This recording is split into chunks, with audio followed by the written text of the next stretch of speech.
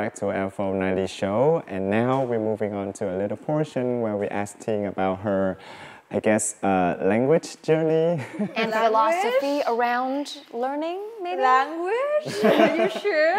Yeah, we're sure, we're sure. Yeah. No, it's just because we're not like talking about being a professional language learner here, but because a lot of the people who are watching the show are mostly students who are, trying their hands at, mastering a certain language, whether it being English or another language. Actually, the spirit of the show, right? We want to encourage our audience to really embrace English and language as a tool.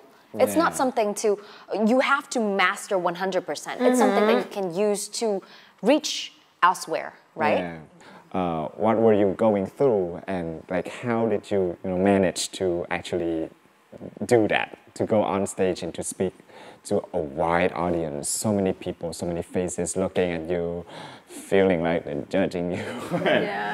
So how did you get through that pressure? I think that the most important thing here in learning English is practice. I think everybody, every movement or every action is come from your, how to say that, routine of the muscle. Muscle memory. Yes, muscle memory. That's true. Yeah. So when you practice a lot and you dare to speak, you're not scared of being having incorrect grammar, something like that. It's much better because I talking alone a lot. Like in front of the mirror. I talk along a lot. Before I go to Miss Grand International, I watch a lot of how to say that, the question and answer of top 5 of a lot of beauty pageant. And yes, and I watch it and I read some question and thinking about my own answer, and then I answer it by myself alone in the room. Yeah, that's what I practice in Miss Grand International. So I think that when you practice a lot, we'll get used to it. Yeah, get stronger. Yes, and when you perform in the audience, it's much better. Yeah. So did you ever imagine that you would win Miss Grand International and what you would say to the press afterwards? Yeah, what you would say, and then as the winner, did you ever think about that? Did you ever rehearse that? Of course you would. No, it's not. I think that if I rehearse something, it would be rehearsing for the crowning moment. But you can see that I did not rehearse it. My face was like, and I scream on the stage, just my scream. I don't say anything. I can't think of anything. I just scream a lot, and I try to hide behind Abina. When I hug her, I try to hide her. I scream like that. My face was So yes, I didn't rehearse it. Okay. So I see a very interesting combination here. So you practice a lot with yourself, by yourself, when it comes to the hard stuff, the very solid stuff. But when it comes to the emotional stuff, you just let it through. You just let it go, right? Yeah. I think that is the most important thing because the real thing will touch the people heart. Yeah. Whenever you're honest, then you will connect to people.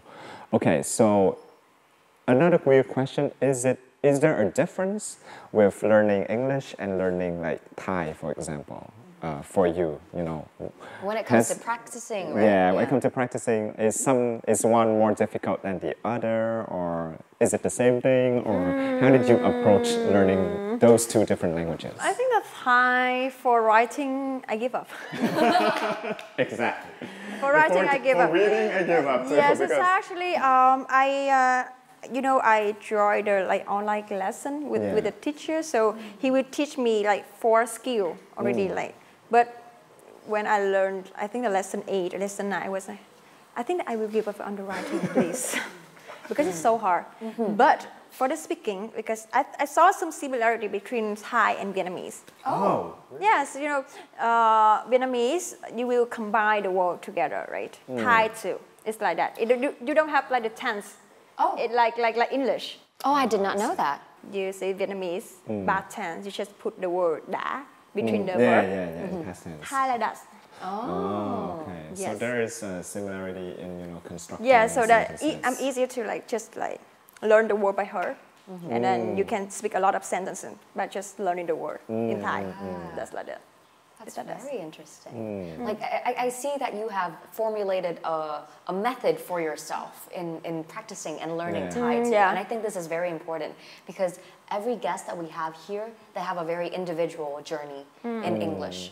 And we see them, you know, struggle to find their own way through the language. And you not only master one, but master multiple. Not yet master, okay, learn multiple languages, right?